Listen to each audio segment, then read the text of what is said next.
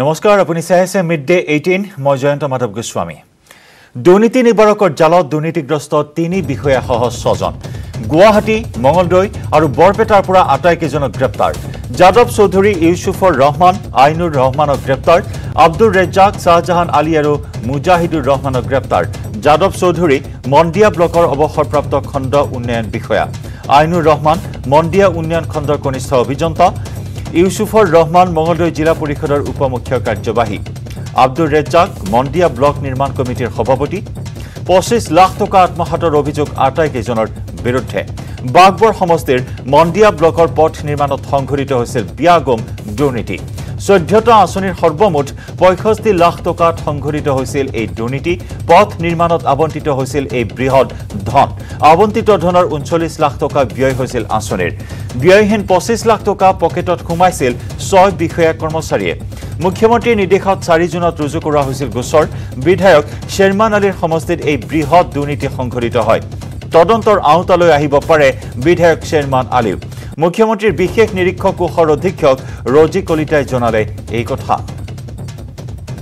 মুখ্যমন্ত্ৰী ডক্টৰ হিমন্ত বিশ্ব শৰ্মাৰ নিৰ্দেশত এই অভিযান চলোৱা হয় দুৰ্নীতি নিবাৰকৰ জালত পৰে দুৰ্নীতিগ্ৰস্ত 3 বিষয়া সহ 6 অভিযুক্ত গুৱাহাটী মঙলদৈ আৰু বৰপেটা এই তিনিটাকৈ স্থানত অভিযান চলাই এই 6 জনক গ্ৰেপ্তাৰ কৰা হৈছে যাদৱ চৌধুৰী ইউসুফৰ ৰহমান আইনুৰ ৰহমান আব্দুৰ ৰেজ্জাক শাহজাহান আলী আৰু মুজাহিদুৰ ৰহমান এই 6 অভিযুক্তক ইতিমধ্যে আৰক্ষীয়ে জালত পেলাইছে যাদৱ চৌধুৰী হৈছে মন্দিয়া ব্লকৰ অৱসৰপ্ৰাপ্ত খণ্ড উন্নয়ন বিষয়া আইনুৰ ৰহমান মন্দিয়া উন্নয়ন খণ্ডৰ কনিষ্ঠ অভিযন্তা ইউসুফৰ ৰহমান মঙলদৈ জিলা পৰিষদৰ উপমুখ্য কাৰ্যবাহী ইফালে আব্দুৰ ৰেজ্জাক হৈছে মন্দিয়া ব্লক নিৰ্মাণ কমিটিৰ সভাপতি 25 লাখ টকা আত্মহাতৰ অভিযোগ উত্থাপিত হয় এই 6 জনৰ বিৰুদ্ধে টিভিৰ পৰ্দাত আপুনি প্ৰত্যক্ষ কৰিছে এই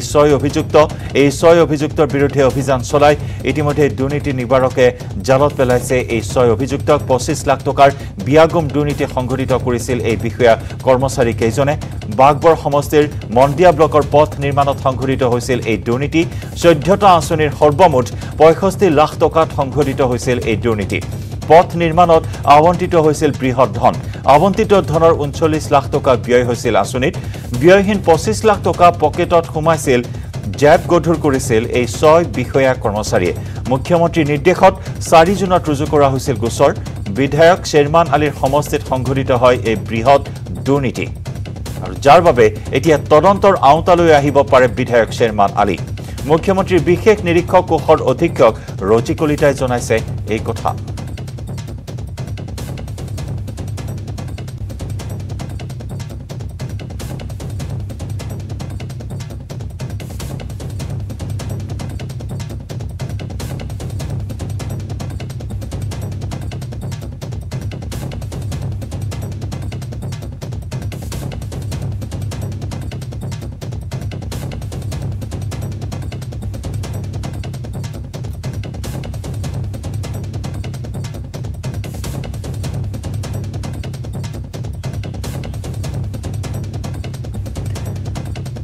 আৰু ইতিমধ্যে দুৰ্নীতিৰ বিৰুদ্ধে শূন্য সহনশীলতা নীতি অৱলম্বন কৰিছে মুখ্যমন্ত্ৰী ডক্টৰ হিমন্ত বিশ্ব শৰ্মাৰ নেতৃত্বাধীন চৰকাৰখনে আৰু সেই নীতিয়ে এই মুহূৰ্তত পৰিলক্ষিত হৈছে মুখ্যমন্ত্ৰী ডক্টৰ হিমন্ত বিশ্ব শৰ্মাৰ নিৰ্দেশ মৰ্মে এই অভিযান চলোৱা হৈছিল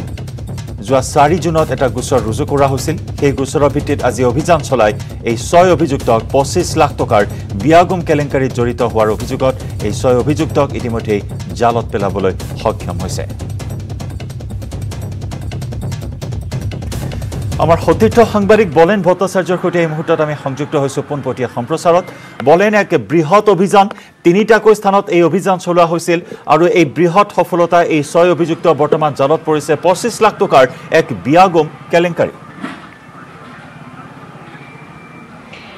চাওক সম্পূৰ্ণ আঁচনি 14টাকৈ স্কিমৰ ক্ষেত্ৰত 65 লাখ টকা ধাৰ্য কৰা হৈছিল আৰু এই আবণ্টিত 65 লাখ টকাৰ 2017 আৰু 18 বৰ্ষৰ বিধায়ক পুঁজিৰ ধন আছিল আৰু এই আবণ্টিত সেই ধনৰ ক্ষেত্ৰত যি পথ নিৰ্মাণ কৰিবলৈ দিয়া হৈছিল সেই পথ নিৰ্মাণৰ ক্ষেত্ৰত ব্যাপক অনিয়ম দুৰ্নীতিৰ আশ্ৰয় লোৱা হৈছিল আৰু খণ্ড উন্নয়ন বিষয়া দুগৰাকী খণ্ড উন্নয়ন বিষয়া এগৰাকী কনিষ্ঠ অভিযন্তা আৰু যি নিৰ্মাণ সমিতিৰ সৈতে জড়িত থকা 3গৰাকী কৰ্মচাৰী সেই 3গৰাকী কৰ্মচাৰী ইয়াত জড়িত আছিল আৰু তেখেতসকলে এই ব্যাগম দুৰ্নীতি সংঘটিত কৰিছিল আৰু 2017 আৰু 18 বিত্তীয় বৰ্ষতে সংঘটিত কৰা এই ব্যাগম দুৰ্নীতি শেহতীয়াকৈ মুখ্যমন্ত্ৰী তদাৰকী কক্ষত ইতিমধ্যে মুখ্যমন্ত্ৰীৰ ওচৰ চাপিছিলে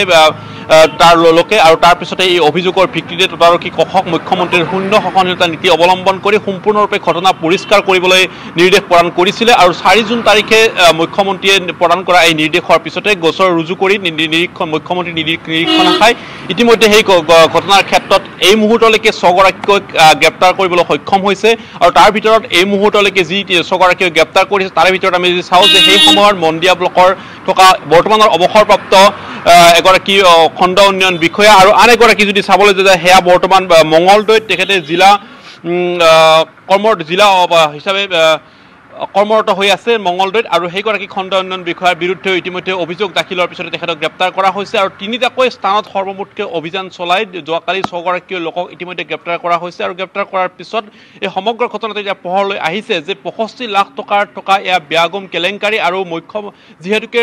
জিলা উপায়ুক্তৰ জৰিয়তে এখন সমিতি গঠন কৰি দিয়া হয় আৰু সেই সমিতিত যিহেতুকে সেইগৰাকী স্থানীয় বিধায়কো ইয়াত এই সমিতিৰ অন্তৰ্গত থাকে গতিকে প্ৰশ্ন উঠিছে যে বিধায়ক পুঁজিত আবণ্টিত এই ধনৰ ক্ষেত্ৰত সংঘটিত হৈ যোৱা এই ব্যাপক অনিয়মৰ ক্ষেত্ৰত নিশ্চিতভাৱে স্থানীয় বিধায়কগৰাকীও তদন্তৰ আওতালৈ আহিব নেকি এয়া কিন্তু এই মুহূৰ্ততকৈ ডাঙৰ প্ৰশ্ন আৰু যিকেইগৰাকী বিষয়াক এই মুহূৰ্তত গ্ৰেপ্তাৰ কৰা হৈছে সেইগৰাকী গ্ৰেপ্তাৰ কৰা বিষয়াই আচলতে মুখ খুলিব নেকি সেই সময়ৰ বিধায়ক তথা বৰ্তমানৰ বিধায়কগৰাকীৰ বিৰুদ্ধে আচলতে মুখ খুলিব নেকি যদি সেয়াই সঁচা হয় তেতিয়াহ'লে বিধায়ক পুঁজিৰ প্ৰকৃততে আবণ্টিত ধনৰ ক্ষেত্ৰত সংঘটিত হোৱা এই ব্যাগম কেলেংকাৰীৰ ক্ষেত্ৰত যে স্থানীয় বিধায়কগৰাকী তদন্তৰ আওতালৈ আহিব সেয়া কিন্তু এক প্ৰকাৰ নিশ্চিত কাৰণ সময়ে সময়ে আমি যেতিয়া বাতৰি পৰিৱেশন কৰোঁ তেতিয়া সাধাৰণতে প্ৰশ্ন উত্থাপন কৰা হয় যে বিধায়ক পুঁজিৰ ধনৰ ক্ষেত্ৰত যি ব্যাপক অনিয়ম আৰু দুৰ্নীতিৰ আশ্ৰয় লোৱা হয় তাত যে সম্পূৰ্ণৰূপে সেই স্থানীয় বিধায়কগৰাকী তাত জগৰীয়া হৈ থাকে বা স্থানীয় বিধায়কগৰাকীৰ সম্পূৰ্ণ এক গোপন অংক তাত থাকে সেয়া স্পষ্ট অৰ্থাৎ ক'ব পাৰি যে বাগবৰ সমষ্টিৰ ক্ষেত্ৰতো বন্দিয়া খণ্ড উন্নয়ন ব্লকৰ ক্ষেত্ৰতো সেই একেই ঘটনা সংঘটিত হৈছিলে নেকি 2017 আৰু 18 বৰ্ষত য'ত 14টা স্কিমৰ অন্তৰ্গত 65 লাখ টকাৰ পথ নিৰ্মাণৰ কাৰণে যি ধন আবণ্টিত কৰা হৈছিল সেই আবণ্টিত ধনৰ ক্ষেত্ৰত সম্পূৰ্ণৰূপে ইয়াত এক দুৰ্নীতি সংঘটিত কৰিছিলে আৰু যি দুৰ্নীতিৰ ক্ষেত্ৰত স্থানীয় বিধায়কগৰাকী অৱগত কৰা হৈছিলে কমিশ্যনৰ অংকত মাথোন এই বিষয়াসকলে আচলতে দুৰ্নীতিৰ আশ্ৰয় দিব পাৰিছিলে নেকি এই সকলোবোৰ দিশত কিন্তু ইমান প্ৰশ্ন আহিছে একেদৰে প্ৰশ্ন উত্থাপন কৰা হৈছে যে যিহেতুকে সেই সমিতিখন গঠন কৰি দিয়া হয় জিলা উপায়ুক্তগৰাকীয়ে গতিকে সেই সময়ত থকা জিলা উপায়ুক্তগৰাকীও আচলতে তদন্তৰ আওতালৈ অনা হ'ব নেকি বা তদন্তকাৰী ক্ষেত্ৰত জিলা উপায়ুক্তগৰাকীৰ অধীনত যিহেতুকে বিধায়ক পুঁজিসমূহৰ হয় বিধায়ক পুঁজিসমূহৰ ধনসমূহ এৰি দিয়া হয় গতিকে সেই ধনৰ ক্ষেত্ৰত বিধায়ক উপায়ুক্তগৰাকী দায়বদ্ধ নাছিলে নেকি এই সকলোবোৰ দিশ কিন্তু এই মুহূৰ্তত দেখিব পোৱা গৈছে মুখ্যমন্ত্ৰী তদাৰকী নিৰীক্ষণ শাখাৰ কক্ষৰ হাতত আছে আৰু তেখেতসকলে উল্লেখ কৰিছে ইতিমধ্যে যিগৰাকী অধীক্ষকে কিছু সময় পূৰ্বে সংবাদ মাধ্যমৰ সন্মুখত অৱগত কৰা হৈছে যে এই মুহূৰ্তলৈকে 6গৰাকীকৈ সেই সময়ত জড়িত থকা প্ৰত্যক্ষভাৱে অভিযুক্তক ইতিমধ্যে গ্ৰেপ্তাৰ কৰা হৈছে বাকীসকলৰ বিৰুদ্ধে তদন্ত চলিব আৰু আজি আটাইকেইগৰাকী গ্ৰেপ্তাৰ কৰা বিষয়া কৰ্মচাৰীক তেখেতসকলক আদালতৰ মজিয়াত হাজিৰ কৰাৰ পিছত 5 দিনৰ কাৰণে আৰক্ষীৰ জিম্মাত বিচাৰিব আৰু আৰক্ষীৰ জিম্মাত বিচৰা সময়খিনি সেই সমগ্ৰ ঘটনাৰ সম্বন্ধে আচলতে যিখিনি তথ্য ইতিমধ্যে লাভ কৰিছে সেই সৰজমিন তদন্তৰ ক্ষেত্ৰত সকলোবোৰ দিশ আচলতে পুংখানুপুংখভাৱে যেতিয়া পোহৰলৈ ওলাই আহিব তেতিয়াহ'লে আৰু অধিক বিষয়া কৰ্মচাৰী হয়তো এই জালত পৰাৰ পূৰ্ণ সম্ভাৱনা থাকিব কাৰণ ব্যাগম কেলেংকাৰী ব্যাগম সংঘটিত কৰি অহা এই স্থানীয় বিধায়ক পুঁজিৰ ধনৰ ক্ষেত্ৰত যি আচলতে এই দুৰ্নীতি সেই দুৰ্নীতি পলাই পুখলি উঘালিব লাগিলে ইয়াৰ আঁৰত কিন্তু যে ভালদৰে যে আচলতে তদন্তকাৰী গোটেই শিপাব লাগিব সেয়া কিন্তু স্পষ্ট কাৰণ মাথোন মুখ্যমন্ত্ৰী ডাঙৰীয়াই যদি আচলতে সঁচা অৰ্থত এয়া দুৰ্নীতিৰ বিৰুদ্ধে শূন্য সহনশীলতা বা জেহাদ ঘোষণা কৰিব বিচাৰিছে তেতিয়াহ'লে নিশ্চিতভাৱে 2016 বা তাৰ পূৰ্বৰ 2011 চনৰ পৰাই যদি বিধায়ক পুঁজিসমূহৰ ক্ষেত্ৰত আবণ্টিত ধনৰ ক্ষেত্ৰত যদি আচলতে প্ৰতিগৰাকী বিধায়কৰ ক্ষেত্ৰত এই ধৰণৰ সুকীয়াকৈ গোট গঠন কৰি আবণ্টিত ধনৰ ক্ষেত্ৰত যদি তদন্ত ঘোষণা কৰে তেতিয়াহ'লে নিশ্চিতভাৱে সকলো তথ্য পোহৰলৈ আহিব নিশ্চয় ধন্যবাদ বলেন ধন্যবাদ জ্ঞাপন কৰিছোঁ বিস্তৃতভাৱে এইখিনি তথ্য আপুনি আমাক জনালে যে কিমান চনৰ পৰা এই দুৰ্নীতি সংঘটিত হৈছিল 65 লাখ টকীয়া কেলেংকাৰী য'ত 25 লাখ টকাই হৰলুকি হৈছে এই সন্দৰ্ভত বৰ্তমান তদন্ত চলাই থকা হৈছে এতিয়া প্ৰশ্ন হৈছে তদন্তৰ আওতালৈ আহিব নেকি বিধায়ক শ্বেৰমান আলীও অত্যন্ত লক্ষণীয় হ'ব এই তদন্ত প্ৰক্ৰিয়াই কি গতি লাভ কৰে পৰৱৰ্তী সময়ত খবৰৰ ধাৰা আমি অব্যাহত ৰাখিম তাৰ পূৰ্বে লৈছোঁ এটি বাণিজ্যিক বিৰতি গুৰুত্বপূৰ্ণ খবৰ মুখ্যমন্ত্ৰী ডক্টৰ হিমন্ত বিশ্ব শৰ্মাৰ চৰকাৰৰ কেবিনেট বৈঠক কেইবাটাও গুৰুত্বপূৰ্ণ বিষয়ক লৈ আলোচনা কেবিনেটৰ পিছতে সংবাদমেলৰ আয়োজন সশস্ত্ৰ বেটেলিয়নৰ কনিষ্টেবলৰ পৰা সাব ইন্সপেক্টৰলৈ এমাহৰ ছুটি বাধ্যতামূলক পৰিয়ালৰ লগত থাকিলে 10 দিনৰ ছুটিৰ ব্যৱস্থা সুলভ মূল্যৰ দোকানীয়ে প্ৰতি কুইণ্টেলত লাভ কৰিব 143 টকা কেতবোৰ গুৰুত্বপূৰ্ণ বিষয়ৰ ওপৰত আলোচনা কৰা হৈছে মুখ্যমন্ত্ৰী ডক্টৰ হিমন্ত বিশ্ব শৰ্মাৰ চৰকাৰৰ এই কেবিনেট বৈঠক কেইবাটাও গুৰুত্বপূৰ্ণ বিষয়ক লৈ অব্যাহত আছে আলোচনা কেবিনেটৰ পিছতে সংবাদমেলৰ আয়োজন কৰা হৈছে আৰু এই সংবাদমেলত জনোৱা হ'ব কেবিনেটৰ সিদ্ধান্তৰ কথা সুকলমে চলাই নিবৰ কাৰণে আজিৰ পৰা তেখেতক কেবিনেট পদমৰ্যাদা দিয়া হৈছে কেবিনেট পদমৰ্যাদাৰ সকলোখিনি সা সুবিধা তেখেতে লাভ কৰিব যাতে এই গোটেই আমাৰ লক্ষ্যটো মিছনটো সুকলমে আগবঢ়াই লৈ যাব পাৰে ইয়াৰ পিছতে আমাৰ এতিয়া গৰুখুটিৰ দায়িত্ব দিয়া হৈছে 77 বিঘা মাটিৰ ইয়াৰ পিছত পৰ্যায়ক্ৰমে তেখেতক আৰু দায়িত্ব দিব তেখেত আৰু তেখেতৰ লগত থকা যিখন কমিটিখনে দায়িত্ব পাব আৰু তাত আইএছ বিষয়াজনক সেক্ৰেটাৰী হিচাপেও দি থোৱা আছে মেম্বাৰ সেক্ৰেটাৰী হিচাপে আৰু তেখেতক আজিৰ পৰা আমি কেবিনেট পদমৰ্যাদা দিছোঁ ইয়াৰ পিছতে আৰু এটা কথা আমি লক্ষ্য কৰিছোঁ যে আমাৰ যেতিয়া কোভিড আৰম্ভ হ'ল কোভিড-19 আৰম্ভ হোৱাৰ পিছৰ পৰা আমাৰ স্কুলসমূহ বন্ধ হৈ আছে ক্লাছ আমাৰ হয়তো অনলাইন হৈছে আমি বহুত ঠাইত আমাৰ ছাত্ৰ ছাত্ৰীয়ে ক্লাছ কৰিব পৰা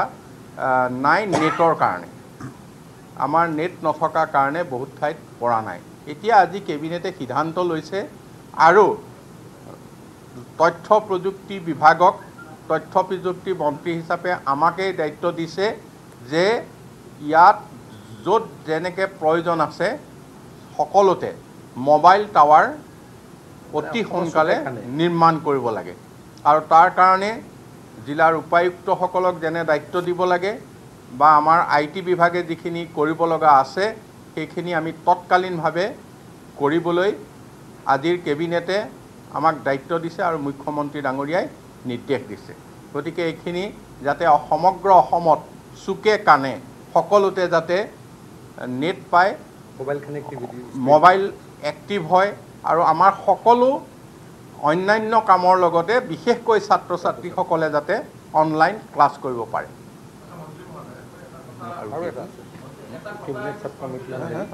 আৰু এটা কথা কৈ লওক ইয়াৰ পিছত আজিৰ কেবিনেটে আৰু এটা সিদ্ধান্ত গ্ৰহণ কৰিছে সেইটো হৈছে আমাৰ কেবিনেটত যিখিনি সিদ্ধান্ত হয় এই সিদ্ধান্তখিনি কাৰ্যকৰী হৈছে নে নাই এইখিনি পৰীক্ষা নিৰীক্ষা কৰি বিভিন্ন বিভাগৰ লগত যোগাযোগ স্থাপন কৰিবলৈ আজি কেবিনেটে আমাৰ কেবিনেটৰ 3জন মন্ত্ৰীক দায়িত্ব দিছে মুখ্যমন্ত্ৰী ডাঙৰীয়াই সেইটো হৈছে চন্দ্ৰমোহন পাটোৱাৰী ডাঙৰীয়া অতুল বৰা ডাঙৰীয়া আৰু ডক্টৰ ৰণোজ পেগু ডাঙৰীয়া 3জনক দায়িত্ব দিছে প্ৰত্যেকখন কেবিনেটে লোৱা সিদ্ধান্ত প্ৰতিটো বিভাগে কেনেধৰণে কাৰ্যকৰী কৰিছে ইয়াৰ পৰ্যবেক্ষণ কৰি এইখিনি কেবিনেটত তেখেতসকলে অৱগত কৰিব আৰু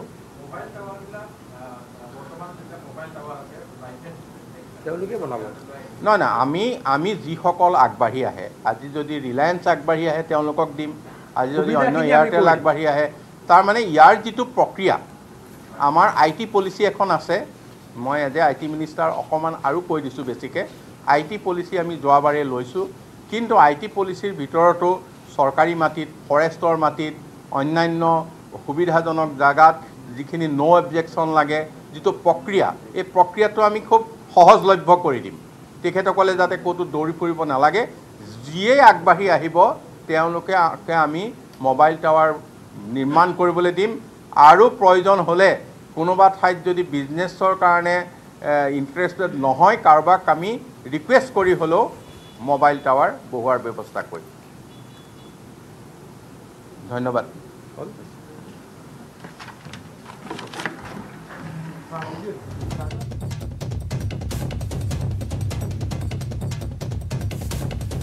আৰু সেয়া আছিল স্বাস্থ্যমন্ত্ৰী কেশৱ মহন্তৰ সংবাদমেল সম্বোধন সংবাদমেলত উল্লেখ কৰিছে কেতবোৰ কথা স্বাস্থ্যমন্ত্ৰীগৰাকীয়ে সমান্তৰালকৈ কেইবাটাও গুৰুত্বপূৰ্ণ বিষয়ৰ ওপৰত কেবিনেট বৈঠকত আলোচনা চলিছে কেইবাটাও গুৰুত্বপূৰ্ণ বিষয় সন্দৰ্ভত সিদ্ধান্ত গ্ৰহণ কৰা হৈছে কেবিনেট বৈঠকত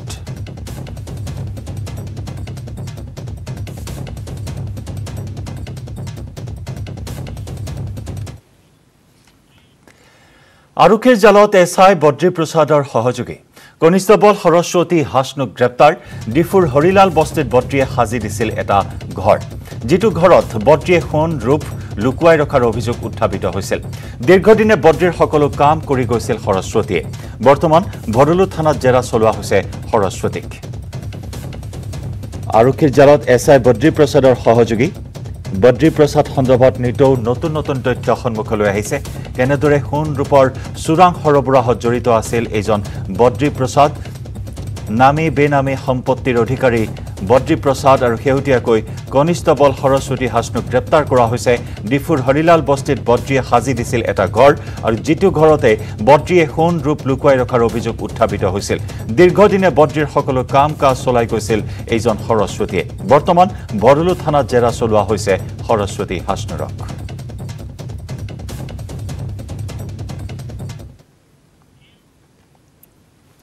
সেঞ্চুৰীৰ দিশে পেট্ৰল ডিজেলৰ দাম দেশত দৈনিক বৃদ্ধি পাইছে পেট্ৰল ডিজেলৰ দাম গুৱাহাটীত প্ৰতি লিটাৰ পেট্ৰলৰ দাম 94 টকা 56 পইচা গুৱাহাটীত প্ৰতি লিটাৰ ডিজেলৰ দাম 88 টকা 49 পইচা ইফালে তিনিচুকীয়াত পেট্ৰলৰ মূল্য 94 টকা 80 পইচা আৰু ডিজেলৰ মূল্য 88 টকা 70 পইচা ইতিমধ্যে মুম্বাই বেংগালুৰু বিহাৰ মধ্যপ্ৰদেশ ঔৰংগাবাদত সেঞ্চুৰী কোবাইছে পেট্ৰলে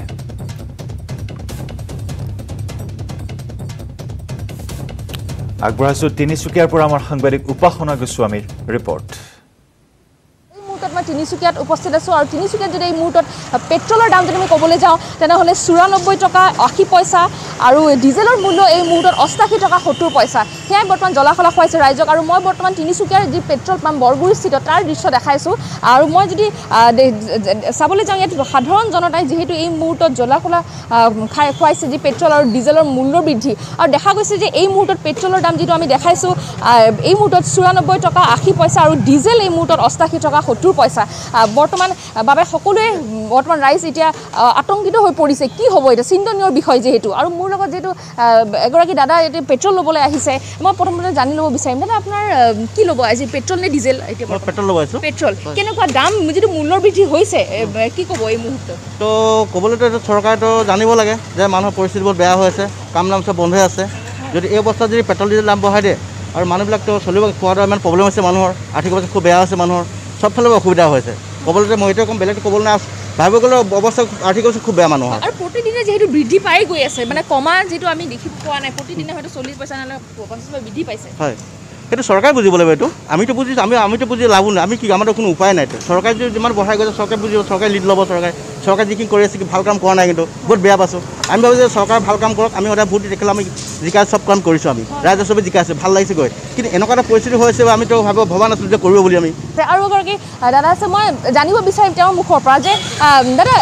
এটা কথা জানিব বিচাৰিম যে পেট্ৰল আৰু ডিজেলৰ যি প্ৰতিদিনে মূল্য বৃদ্ধি হৈছে কি ক'ব যিহেতু প্ৰতিটো সাধাৰণ জনতাক ইতিমধ্যে জ্বলাকলা পাইছে ৰাইজে নহয় ভাৰতীয় অৰ্থনীতিৰো বৰ্তমানটো মুমুক্ষু অৱস্থা এইটো চৰকাৰে এইটো এটা সঠিক সিদ্ধান্তত উপনীত হোৱাটো ভাল বিশেষকৈ সৰ্বসাধাৰণ শ্ৰেণীৰ মানুহে বহুত ইকনমিকভাৱে বহুত জৰুৰা হৈছে মেডাম এইটোৱে কথা ইয়াৰ চলিছে মধ্যপ্ৰদেশৰ খণ্ডৱাত পাৰিপাৰ্শ্বিক পহৰাদাৰৰ এক অনবদ্য পদক্ষেপ টিকাকৰণৰ সৈতে একেলগে কৰা হৈছে পৰিৱেশ সংৰক্ষণ যাৰ বাবে সুৰক্ষিত হ'ব পাৰোঁ আমি আৰু এইদৰেই কৰোনাৰ বিৰুদ্ধে যুঁজিবলৈ চেষ্টা অব্যাহত ৰাখিছে পাৰিপাৰ্শ্বিক পহৰাদাৰে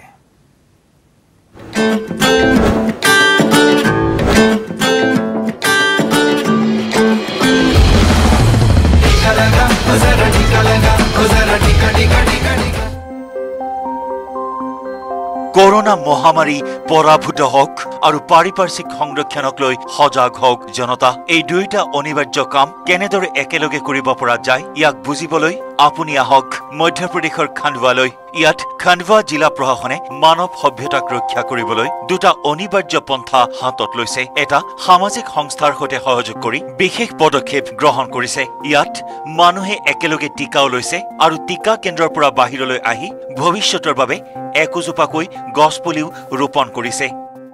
मैंने अपना वैक्सीनेशन का स्लॉट बुक किया तो मुझे एंजल्स प्लानिट मिला। एक बहुत अच्छा अनुभव आने वाले पर्यावरण दिवस के लिए जो करके रखा है, एक प्लांटेशन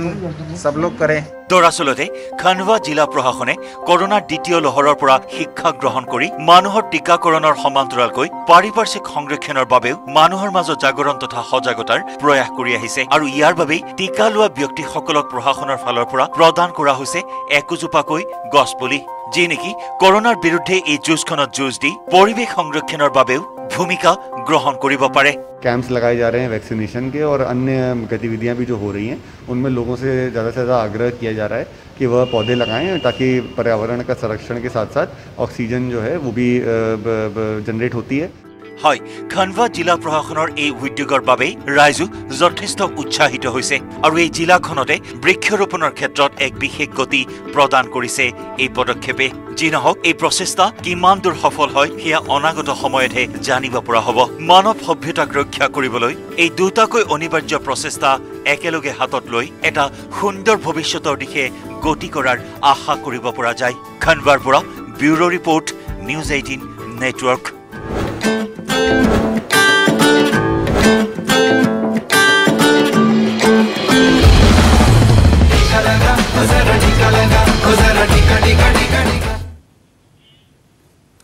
ফেডাৰেল বেংকৰ সঞ্জীৱনী গাড়ী কোভিডৰ কবলত পৰা দেশৰ সকলো জিলা ভ্ৰমি ফুৰিছে। ভেকচিনৰ গুৰুত্বৰ বিষয়ে সজাগতা সৃষ্টিৰ প্ৰয়াসত আমাক সহযোগ কৰক। আমাৰ সঞ্জীৱনী গাড়ীখন আজি ক'ত আছে চাওক।